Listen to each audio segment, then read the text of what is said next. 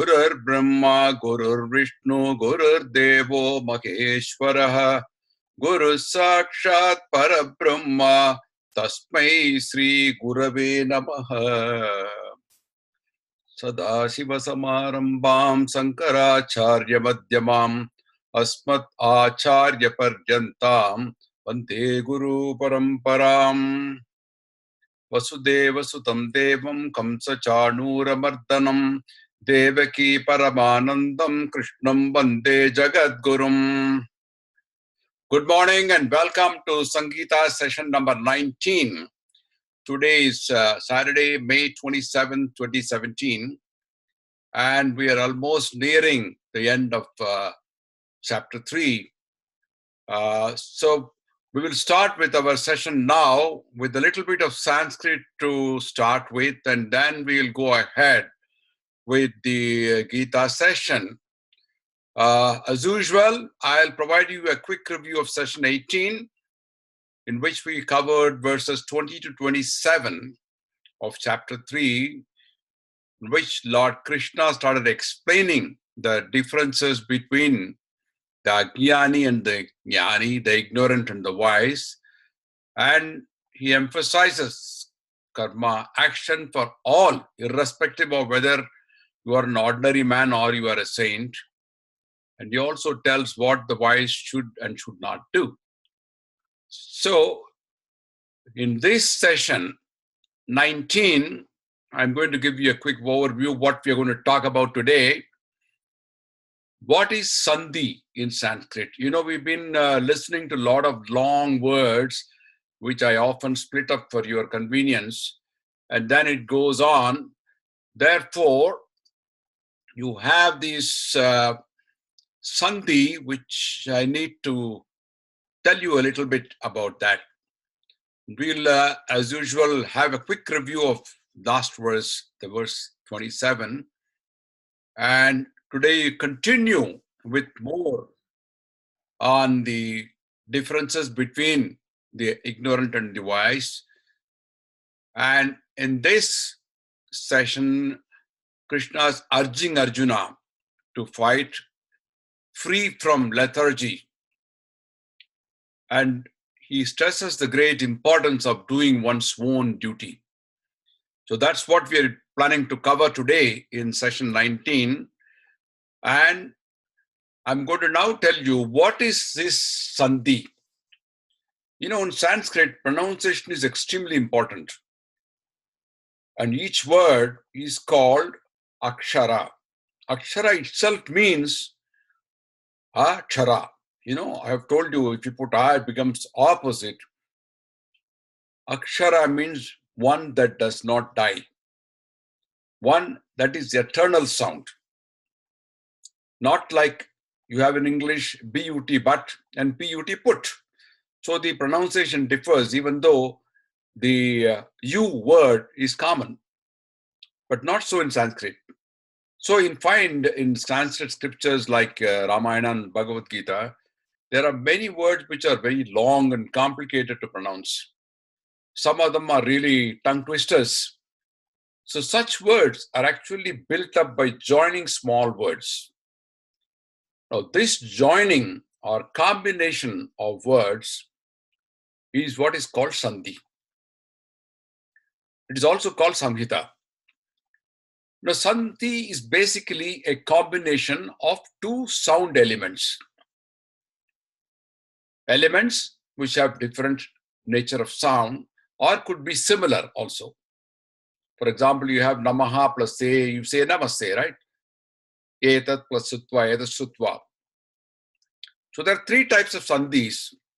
One is called the swara sandhi. Now, swara, I said, you know, it itself means sound.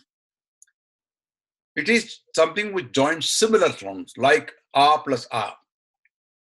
To give you an example, kada plus abi. Kada is a api. When you join it, you say kadapi.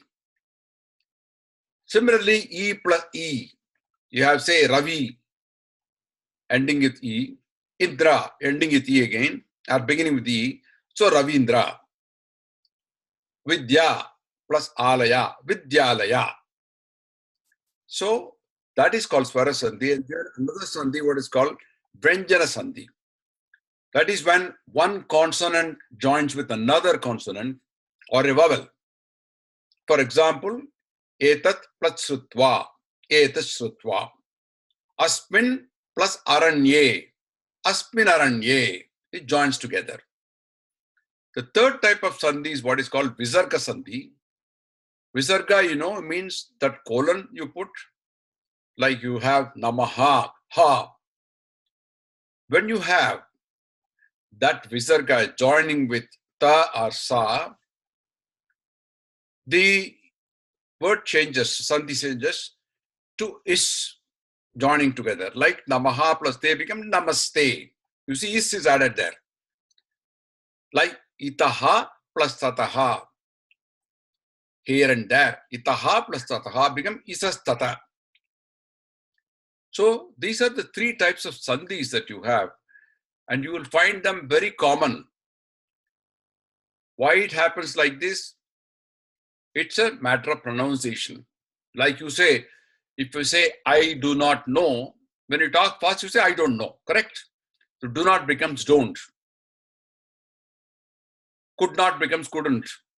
So in a matter of speech, when you continue, in those days when they were talking really Sanskrit, it so happened that they had these kind of speeches with long words. We find it difficult because it's a little new to us, but as you go along and you keep on reading, you will automatically get into the figure of speech. So the first step in understanding long words is segregation of the components of the combined words, what is called padachedaha, or splitting up. So in this lesson, I'm going to give you some of those typical padacheda in the slide itself. So you're able to better understand a long word, how it is split up. So you will automatically gain some fluency in the speech of the words which are a little long. So going further, we're going to review the session with the verse 27. You see, I've also split it up for you to make it convenient for you. Prakritehe kriyamanani gunaihi karmani sarvasaha. When you recite it a little faster, you say Prakritehe kriyamanani gunaihi karmani sarvasaha ahankara vimudatma karta hamiti manyate. When you split up, you say prakritehe kriyamanani, plural, present tense. Gunaihi, plural. Karmani, sarvashaha. Aham kara vimuda atma. That's how it's split up. Aham kara vimuda atma. Karta aham iti manyate. When you recite it, you say ahankara vimudatma karta hamiti manyate. That's how it goes. Okay. Now, we talked about this last, but I want to just give you a quick review. Was Lord Krishna says about the ignorant or the ajnani, in this case, who thinks he is the one who does everything. You find some people boasting, I did it, I am the cause for it, I built up this. Actually, muda means fool. Vimuda is a stressing, like Nayaka and Vinayaka. The stressing becomes more, so it means a filtered idiot. So he's calling such a person a filtered idiot because he thinks that he has done everything. Now, for example, can I say, well, I am the one who is operating my heart with regular beats or making my blood flow through my veins? Can I say that I am the one who is making my kidneys work? Can I say I am the one who makes the flowers bloom, the sun come up? No. The beauty of creation is that these processes happen in all living beings. So one who thinks that I am the doer is deluded by what is called egoism. Here, I is the word. What is that I? The I is basically of two kinds you find. One that refers to the ego or the mind in the physical self. The other refers to higher plane. When you say Aham Brahmasmi, I am Brahman, you refer to the large I. On our own, we cannot create anything, not even a blade of grass. The man uses the God-given intelligence. Even intelligence is not his own. The God-given intelligence to build anything. We discovered many natural laws, and we created products using our intelligence after discovering many natural laws and material properties. For example, you can't change the chemical composition of water H2O. It is there. Or the magnetic properties of the global earth, the north and south, the elements, the seasons. So this particular verse is talking about the other I, which is the lower I, the ignorant man who thinks that he is the doer. But really speaking, he is driven by those three gunas of Prakriti, which I explained earlier. So apart from our body, the physical body, there exists the unseen mind, the manas as they call it, that thinks and decides, intellect or buddhi that provides discriminative powers, and a complex feeling of I-ness is what is called typically ahamkara. That refers to the arrogant or the proud belonging to the physical self. This ahankara is something which can be very easily influenced by appeals to lower instincts, as you see in many of these commercial advertisements.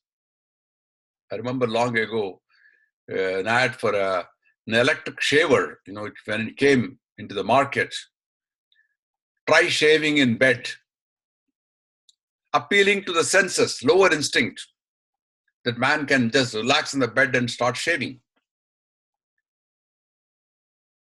So these kind of ads appeal to the narrow or baser passions. But it happens only with men, not with animals. A cow, for example, has no problem.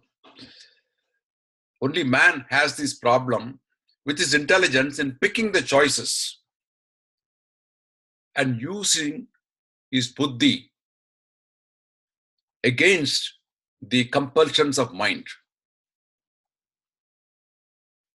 The intellect, buddhi, says you should not drink alcohol. But the mind says, oh, it doesn't matter. After all, 1 or 2 beers is not going to make a difference. So you console yourself. So there's always a conflict between the buddhi and the manas. So one who is able to control is one who is successful. So this is the gist of these verse, that the mind is deluded by that egoism, that I am the doer, whereas it is not really so. All actions are performed by the qualities of nature only. So having said that, let's move on to verse 28 now.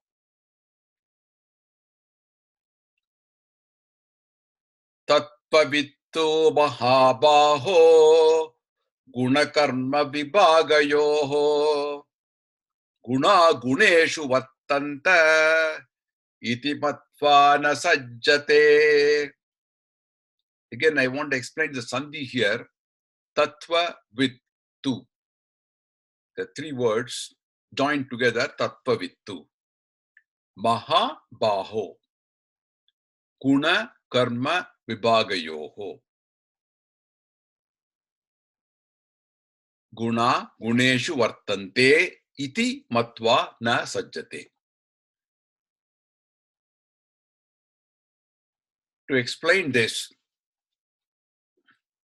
All right, we talked about Ajnani. What about the Jnani or the wise? How is it different? Again, Krishna is telling here something about the truths of guna and karma and their functions. Tattva with itself is knowledge. Tattva is the knower of the truths. Mahabaho, mighty armed. He is referring to Arjuna here. Guna Karma Vibhagayoho. The divisions of the qualities and their functions. Gunaha is used in two ways here. Gunaha, the first one is the qualities as senses. And Guneshu, amidst the qualities, which is referring to the sense objects, the material objects. Vartante, remain. Iti, thus matva, knowing. Not sajjate, is attached.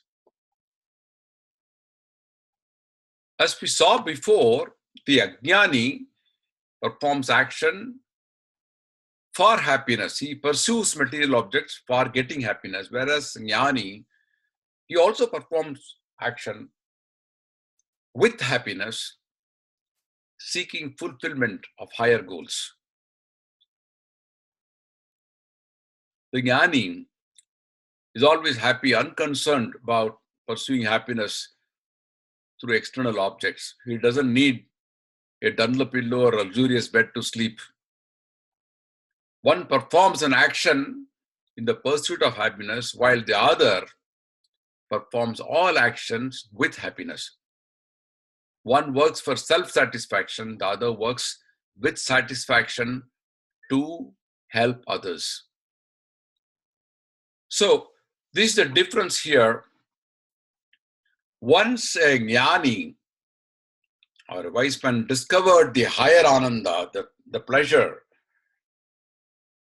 of being able to serve others, the world with physical sufferings, other things become insignificant. There are people who always had this change come up suddenly. Then they find other things have all become very small. To give you the example of somebody who was suffering in his life in his 30s, went to the astrologer and told him that, look, I have all these problems. So the astrologer looks at the horoscope and says, yeah, he is going to continue for next 7.5 years for you. You are having the Sade Sati, which will give you trouble and you will not have peace of mind. So then he had some hopes. Okay, after 7.5 years, will that be all right? What will I do? He said, after 7.5 years, you will get used to it. You will not know the difference at all. After having suffered all this pain, everything else will become normal for you. That is why we get used. So Krishna here talks about the jnani who knows, who understands the truths about the divisions of guna and karma and their functions, and is not attached to them, that knowing fully well that gunas or senses merely abide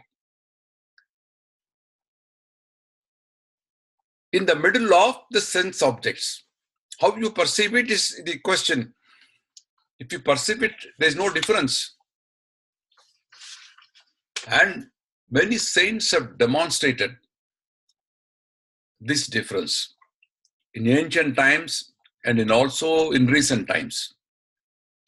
If you look at the ancient times, anybody who has gone to Pandharpur will know that Pundalika was a saint who led a life of sin, but suddenly became completely changed because he knew, he understood that he was leading a life of sin, and then became a great devotee of Pandharpur or Panduranga. Adi Shankara, unmindful of his comforts, traveled all over India by foot, lived to be only 32 years. Purandaradasa, 15th and 16th century, a very rich dweller, Navakoti Nayaka as is called, 9 crores worth, rich dweller, became suddenly an enlightened saint and made no difference to him about having wealth. He's said to have composed over 475,000 songs. The father of Carnatic music, Samartha Ramadas, the guru of Shivaji Maharaj, offered the kingdom to him. Shivaji offered the kingdom to him, take over. He said, no, it makes no difference to me. I'll just be an advisor to you and I'll guide you. Those of you who go to Pune may like to visit Sajjangarh near Satara, where he attained Siddhi. He wrote a beautiful book in Marathi called Das Bodh. Das Bodh is advice to the disciple. It's a very pragmatic advice. His most favorite hypothesis was, with the help of deep knowledge and common sense, anyone can expand his spectrum of vision and gain wisdom. According to him, India has lagged behind others because of two reasons, he said. One is that the thinking is clumsy or confused. It's not together, not synchronized. Each one thinks differently, therefore the forces get split up.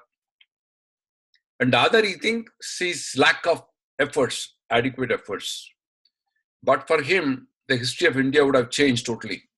He was the one who resisted the Mughals coming into the southern part of India. He taught Shivaji to fight back. You know, this Karma Yoga, it's very interesting. Bhagavan taught Karma Yoga to Lord Surya, sun, called Bibaswan. Now today we are called Vaivasvata Manvantare. When you do Sankalpam, you say Vaivasvata Manvantare. Vaivaswan Manu was the son, S-O-N, of Surya, whose son was Ishvaku Vamsham, in whom lineage came Dasaratha and Rama. So, you see, Karma Yoga is not something only taught in Bhagavad Gita. It has been there from days even before, centuries before. We don't know when. So here, the saints come as messengers to spread this Karma Yoga, to tell us the difference between the Jnani and Jnani. Not really to make us saints, but to tell us. And this is contained in the subsequent verses also in Bhagavad Gita. So we'll move on to the next verse, which is 29. Prakrite guna sammudaha sajjante guna karmasu tan krishna vidho mandan krishna vidna vichalayet. You know, in 27 verse, Krishna talked about the ignorant person who identified himself as Ahankara. He called Ahankara Vimudatma. Thinks he is the doer of everything. In 28, he explains that the Jnani knows the truth about the guna, the senses and its action, but it does not get entangled with it. Now, let's see what this verse means. 29, Krishna reverts back to the Ajnani or the ignorant. The ignorant people, what they do? Guna Karma Susajjante. First verse. I'll move on to the explanation part. Guna Karma Susajjante. They are totally involved, immersed, carried away by the Guna Karmasu. The functions of the qualities. Sajjante means attached, they get attached.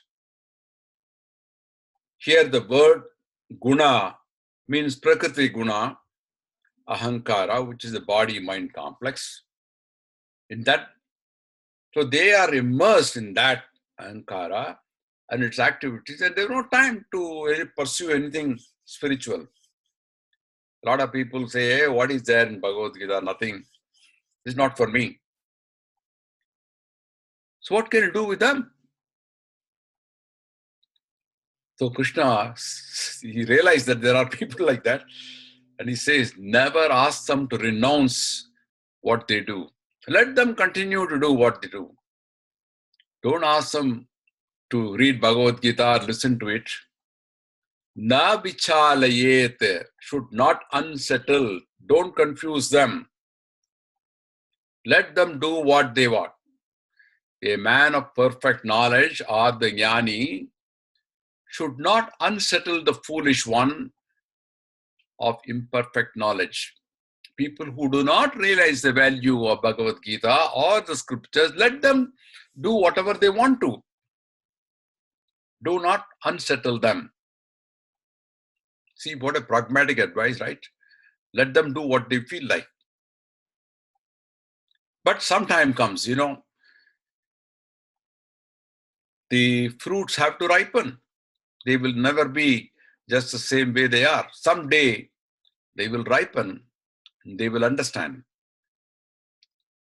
In Rudram, you have one very famous Mrityunjaya mantram, Trayambakam vijamake sugantim pushtivardhanam urvaruko abandhanan mrityo mukshiyamam amritat.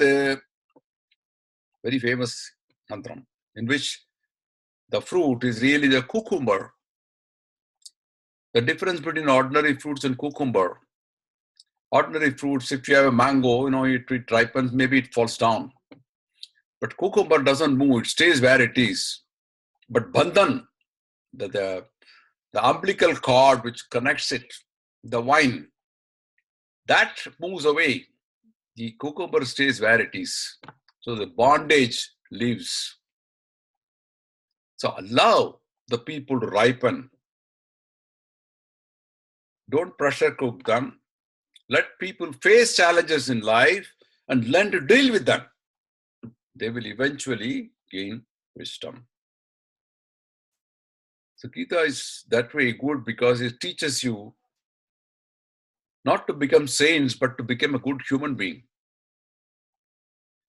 Day before, we had this graduation ceremony for my grandson, who is 6 years old. He's in kindergarten. They call it graduation because the end of the KG class. And I went to school. And there is a big logo they have in the trip school here, which says, character always counts in our school. It appealed to me. That is where the characters are built up for young citizens. When they grow old, they will know, they will remember the school days. The best place to start is the school. Likewise here, people will understand on their own. And Gita teaches you to become a good human being, more than becoming a sannyasi. Going further, verse number 30. Mai sarvani karmani sannyasatma chetasa atma chetasa. Nirashi nirmamo bhutva yuddhasva vigadajvaraha. The padachedam is given below. Mai sarvani karmani sanyasya adhyatma chetasa. I will explain the meaning to you. Nirashi, nirmamaha, bhutva yuddhasva vigata jvaraha. Now this verse is really a punchline to Arjuna, persuading him to fight. It's also a kind of summing up of the previous 9 verses from 21 onwards,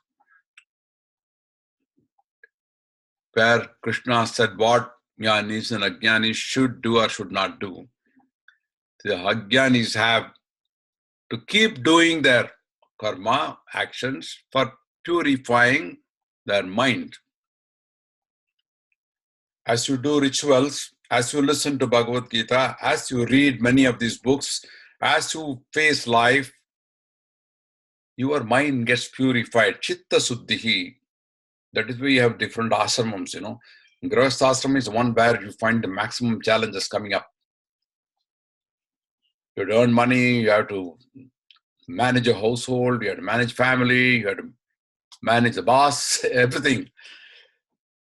So there comes a time, maybe after you are 50 or so, when you get that kind of a little confidence in yourself, chitta suddhi as they call it. And you continue doing it to get a mind purified of all the pollutants. Whereas the jnanis, they keep doing their karma for the welfare of the world. Loka sangraha, remember? Loka sangraha, for the welfare of the world. So when the ordinary person is doing his karma for chitta suddhi, you call it karma yoga. But the same thing when the jnani is doing for loka sangraha, you don't call it karma yoga. It is only jnani's karma. So in this verse, Krishna is addressing the ignorant and recommending 5 different principles to them, suggestions for practicing karma yoga. Very important, very nice ones. One is the word adhyatma chetasa. Adhyatma chetasa. What is adhyatma chetasa? It is the power of discrimination with the mind centered in the self. Always keep the goal in self. Ultimately, what is the goal? Liberation. Moksha, as they call it. That is the fundamental pursuit in Sanatana Dharma. Not just money and materials. You cannot take any of them with you to the next world. The ultimate goal is moksha, liberation. So, keep this goal in your mind. The mind centered in the self. Adya Atma Chetasa, renouncing the material part. 2, Mai Sarvani Karmani, dedicate all actions to the Lord.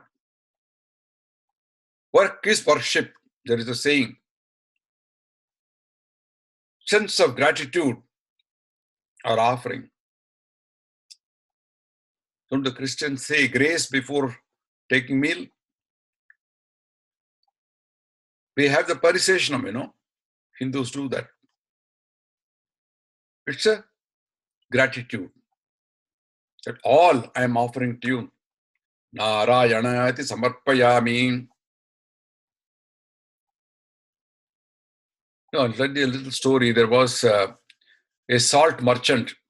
In those days, they used to have bags of salt. And they used to carry it on donkey's back to sell it in the market.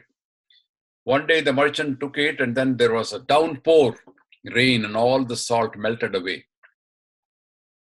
So he started cursing. What is there? There is no God. If he was a kind person, he would not have melted all my salt here. Look, I am without any money today.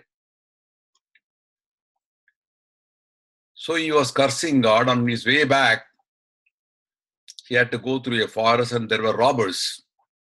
The robbers thought this fellow has sold all this merchandise and must be coming with a lot of money. So they wanted to get hold of him and rob his money. This poor fellow had no money. So they had a gun. In those days they used to have these small guns. And they fired those guns, but they wouldn't fire because they got wet due to rain. So they threw away their guns and then ran away. This fellow has no money because they searched him. They found no money at all. Let him go. So after that, he said, oh, God has been so kind. At least he spared my life today. Doesn't matter. Because it rained, the gun wouldn't fire. So there's always something behind every action. Mayi sarvani karmasya sanjit. So dedicate everything to me. That's the second suggestion. And the third one is a nirashi. Asha means desire. Nirashiyan literally means not worried about the result, free from worry about results. When you plan an action, it makes you efficient, no doubt. But worrying makes you inefficient. But how can one be without worry? Worrying is a natural and it's born out of mental weakness, an incapacity to face certain actions, to face the future, our unpreparedness to face adverse situation that may come. So the only solution for worry is preparedness, strengthening the mind to face situations. Take inspiration from leaders, Abraham Lincoln, who faced defeat so many times, Mahatma Gandhi. I used to work for a Sardarji company who was a refugee from Pakistan. He came with nothing and built up his family. Even after that, he had to face several challenges. The ship containing his material from Europe sank and he had no insurance. They all faced tough situations. I remember in my college, I had a book called How to Stop Worrying and Start Living. The author was Dale Carnegie, still available. If you find time, read it. It's a beautiful book. He recommends that you live in day-to-day compartments. Don't worry about yesterday or tomorrow. Focus yourself today. So very often problem comes because you start nursing some grudges or nursing some old conflicts that you had and comparing yourself with others, keeping up with the Joneses, as they call it. Don't compare. So Nirashi. The fourth one is Nirmama. Nirmamaha. Mama. Me. Freedom from arrogance. Be humble. Very rare to see people with that kind of a balance despite success. There is a saying in Tamil, Nirai Kodam Tolambadu, which means if a pot is full of water, it doesn't spill out. It's only the half thing, half boiled as they call it, that one tries to spill out. Nirmama. Vigada Jwaraha. The fifth one. Vigada Jwaraha. Jwaram means fever, it's so used in very many places. Free from mental fever. What is mental fever? Again, a kind of a worry lurking at the back of your mind. Oh, will I succeed or not? Will it happen or not? That's a mental fever. If you fall, oh my God, something has happened. Maybe it's a fracture. Some people have the tendency to keep on worrying. So in this case, change your lifestyle. I'll give you one example of a very arrogant man from US. He went to see Kanchi Paramacharya. And he thought, after all, this person, he doesn't look like very well-read and he doesn't know English. So he started talking in English and Mahapariva just kept on listening to him. After some time, he said there was an old couple. He pointed to them. Do you know them? He said, no, I don't know.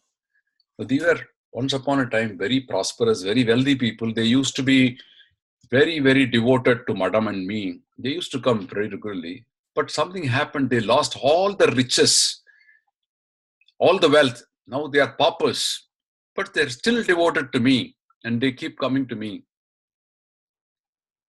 What do you call their mental state in English? Oh, he said, maybe well-balanced or something like that. Then Mahapariva told a word. Would you call them equanimous? Equanimity, which reflects the meaning of calm and composed, despite what happened to you. And this gentleman from US, he was amazed to see such a saint in very ordinary clothes, so well versed. Mahaprabhu was a very great person. He was a linguist. He knew many languages and he knew the intricacies of words.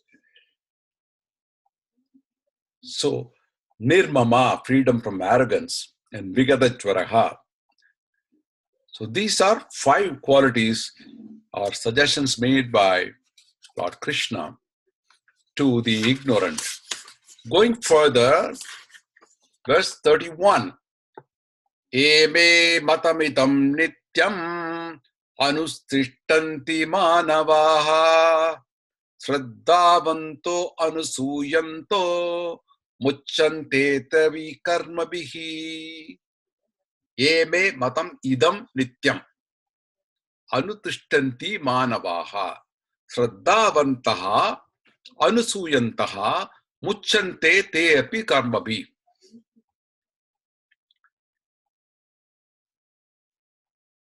So Krishna was telling all along that you should follow karma yoga, differences between ajnani and jnani. But he's also telling the effects, the benefits. What will happen if you follow karma yoga? In other words, what is the advantage? What benefit do I get by following karma yoga? Manavaha, here he refers to people, men, those who follow my teachings. Some of them, they always find fault with others. Troubleshooters, as they call them. They like to find trouble. Some always follow it with implicit devotion. So benefits of karma yoga are spiritual in nature. And it is not measured in quantities like return on investment. Like you talk ROI in business, right? It's not measured in that kind of quantification. It's a part of one's personal experience. Te api manavaha, those people. Ye nityam anutishtanti. Anutishtanti, who always follow. Nityam. Idam matam. This teaching may, or my teachings of mine, Shraddhavantaha. Shraddha means faith. Filled with faith. Full of faith. Shraddhavantaha. Anusuyantaha. Without being critical. Without keep on finding fault with it. Muchante, are freed.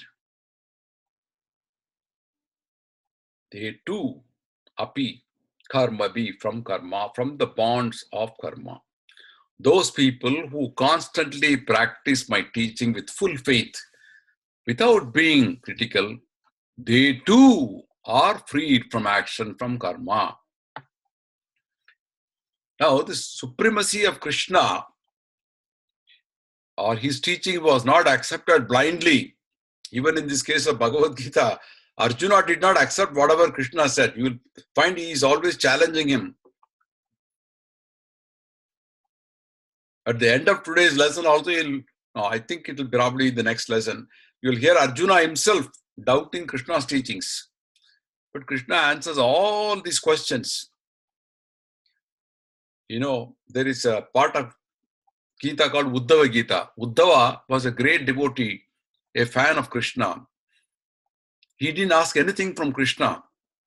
But Krishna himself asks him, Uddhava, you ask me anything, I'll give you.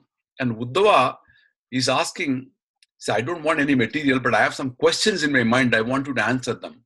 This is called Uddhava Gita. Beautiful, very nice. Sometimes when we had an opportunity, I would like to talk to you about that. He asked many questions, which Krishna answers patiently, because Uddhava was not able to understand some of the actions of Krishna, and Krishna answers them point-wise. So in his life also, Lord Krishna faced insults from many people. Shishupala, for example, he told him, I will bear with you for 100 insults. After that, you watch me. Gave him a warning. Krishna was accused of stealing, not just butter, but the Shamantaka money, the famous jewel. There's a big story behind that. We don't have time to do that. Samantaka money from Satyajit. Satyajit got these from Lord Sun himself. And he accused Krishna of stealing it. How Krishna cleared the accusation is a big story. So it's quite natural that man is inclined to see objection to the world instead of putting his mind to the creator, but he challenges everything. Curiosity. So Karma Yoga is appropriate because it is easy to follow. Do not question. Exempt from the danger of failure, as we saw in the early stages, and requires not much of external assistance in its application. So here it says, those people who always follow my teaching with faith, without being critical, they too are free from the bonds of karma. President Radhakrishnan, I don't know whether you remember, he wrote a very nice book on Bhagavad Gita. He was a great philosopher. In his book, he said that my philosophy begins where your reason ends. A beautiful book. You cannot understand philosophy because you cannot reason it out. So my philosophy begins where your reason ends. And he quotes Adi Shankara as holding the view that while action is essential as a means to purify the mind, when wisdom is attained, action falls by itself. Sir Aurobindo of Aurobindo Ashram has also written a very nice book on Gita. When you find time, take a look at this. Going further, verse 32. Yetu yetat abhyasuyanta na anutishtanti me matam sarvajnana vimudantan viddinashtan achetasaha. There is also a padachesam given here. Yetu yetat abhyasuyantaha. When you put it together, tvet abhyasuyanto it becomes. Na anutishtanti is na anutishtanti me matam. Sarvajnana vimudantan viddinashtan achetasaha.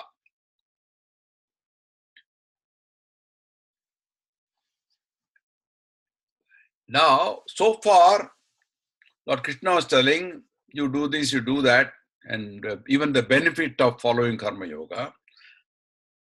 But here, he says, what is the likely result if you will not or if you do not follow the principles of Karma Yoga? A lot of people say this will be the benefit for you, but what if you don't use it? Will I get impacted? If I don't take this medicine, what will happen? You know, I'll tell you an example. I remember long ago, there was a small company and then the company management decided they will cover an insurance to all the workers to provide them an annuity or pension when they retire. But the insurance company said every worker must sign this. Even if one worker says we will not sign, then they will not give the special premium. So the management sent a circular asking all the workers to sign up, except one worker, everybody signed. One worker was adamant, he said, I don't want it. So the foreman told him, his boss told him, Arey, bhai, you sign it because the whole thing is hinging on everybody signing it. He said, no, I don't want to sign it. And the matter went to the general manager. The general manager was mad. So he called the worker. He says, why are you not signing it? He says, no, I don't want to sign it. I have my own reasons. I am pressed for money and I don't want to spend a little bit towards this premium. Then the general manager, he got really mad. He said, if you don't sign it, you are fired right now. And the worker just pulled up that piece of paper, signed it and gave it to him. And the general manager smiled and he said, why didn't you do it earlier? Yet everybody told me that I'll get annuity if I sign it. But nobody ever told me what will happen to me if I don't sign it. You are the only one who told me what will happen if I don't sign. So having known the impact, I signed it. Likewise, you find that Lord Krishna is saying now, what is the likely result if you will not follow the principles of Karma Yoga? So, if you see the meaning, but those who, etat this abhyasuyantaha. Abhyasuyantaha are those people who are difficult to please, like that worker who refused to sign. Na anutishtanti, do not practice me matam, my teaching. Sarvagyan vimudan, deluded in all knowledge, most foolish. Tan them, with thee to know, nashtan, ruined. Achetasaha, devoid of discrimination. Those who are difficult to please always criticize me and my teaching, and who do not practice it, deluded in knowledge and devoid of vivekam or discrimination, know them to be ruined. They will be fired. So, this is the action. He is giving a warning here. Who do not practice Karma Yoga, eventually it will lead to their destruction or ruin. Going further, verse 33, Sadasam cheshtate swasyaha prakritehe jnanavanapi prakritim yanti bhutani nigraha kim karishyati. See, everyone is born with a certain personality, which according to Shastras are determined by the three gunas of Prakriti, Sattva, Rajas and Tamas. The personality of a human being is determined by the proportion of these three gunas. We saw it earlier. Don't we see some people who are very active, predominant, extroverts, and some others who are introverts, who are not good, maybe good for some unskilled type of action, like you find labor in Bihar and Orissa. They have their own skills. You know, I was in the electrical power field working. These transmission towers, erecting them over large stretches of land used to be very difficult. It's a very strenuous job. There's a process called stringing the conductor between two towers. You know, in mountain, you see the transmission towers. They are tall towers, and you have to connect the conductor, the one which carries the electric power, between two towers which are located maybe 100 meters away, and then in mountain. So pulling the conductor and connecting them to the next tower is a very, very difficult, intricate process. There used to be a group in Shivakasi. They were specialized. These skilled people. None else can do it so efficiently as they do. I went to Sabarimala last year, and the people who carry the dolly up the hill, it's a 7-kilometer stretch, very deep ascent. They are people who are from the same area. They're very, very good at it. So each one has a skill. Nepali security guards, Gorkhas. So Krishna says here, in accordance, every man acts with his own nature. All beings will follow nature. What can constraint do? Nigraha is restraint. Every man of knowledge acts according to nature. All beings go by their nature. What will restraint do to them? How can you control them? So, the animals too have their own qualities. A lion or a tiger is aggressive. A venomous cobra. We also have tame animals. A cow or a lamb, not feared, but slaughtered. Man does not eat the meat of those wild animals, but only tame animals. Vegetables also have their own. Fruits have intrinsic qualities, like onion, garlic. Each has a different smell, taste, shape, qualities. So unlike the animals and vegetables, human beings are different because they are able to control their qualities themselves because they are endowed with intelligence, common sense, the ability to change ourselves. So your swabhava determines your likes and dislikes. But then what can restraint do? You can use the power of discrimination, vivekam. Going further, indriyasya indriyastarte ragodvesho vivastito tayorna vashma gacchate hyasya paripantino. Indriyasya indriyastarte ragodvesho vivastito tayor naha, it becomes tayorna. We saw this the sandhi before. Vashama gacchate tau. He plus asya becomes hyasya. Paripantino. Indriyasya is of the senses. Indriyas arte, in this sense, objects.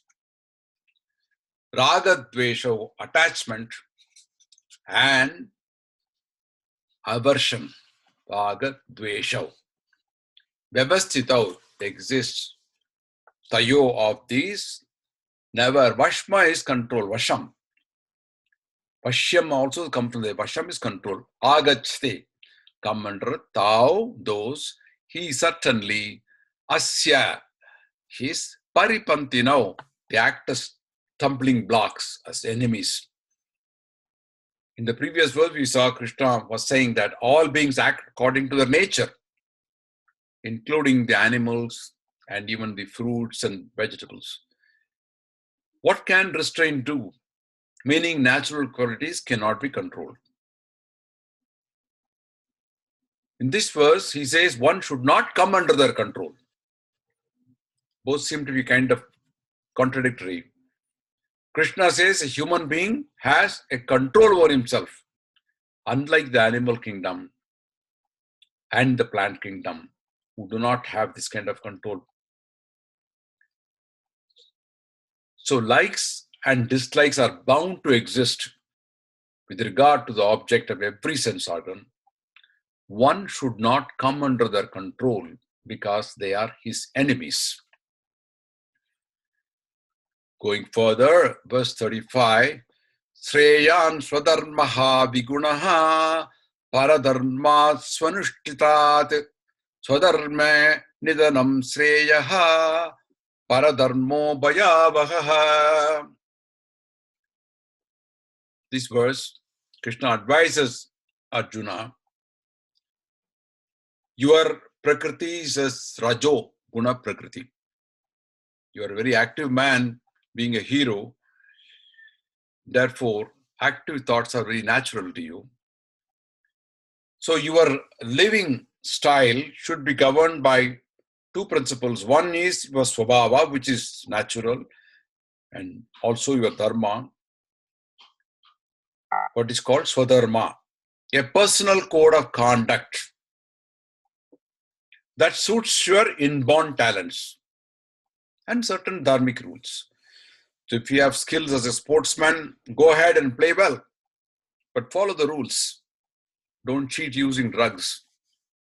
Animals don't change their inborn traits. A lion will not eat grass for food, not an elephant, a lamb's meat. So, swadharma is one's own duty. One's own duty. Be yourself. Do not try to become a Superman or Spider-Man if you don't have the talents in you. So one's own duty is better to be performed, even though it may not have merit in it, than the duty of another well discharged. Better is death in one's own duty. The duty of another is fraught with fear. Bhayavaha, he says. it is better to do one's own duty. So this is the last verse for today. There are 43 verses in chapter 3. We'll probably conclude chapter 3 next week, which is on 3rd of June. And at that time, I'll probably give you a very small summary of this chapter. So this is a very important chapter in the whole of Bhagavad Gita. And I really wish you could revise them, review them at your convenience, and also read the other books which are connected with Bhagavad Gita. So wishing you all a very, very happy weekend. We conclude with this verse 35 today, and we'll meet again next Saturday, June 3rd, same time. Until then, Om Shanti Shanti Shanti.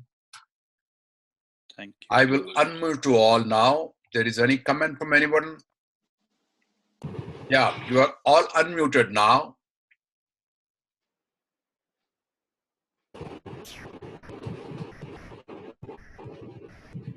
Any questions? Any comments? No, Guruji. Very good lesson, Guruji.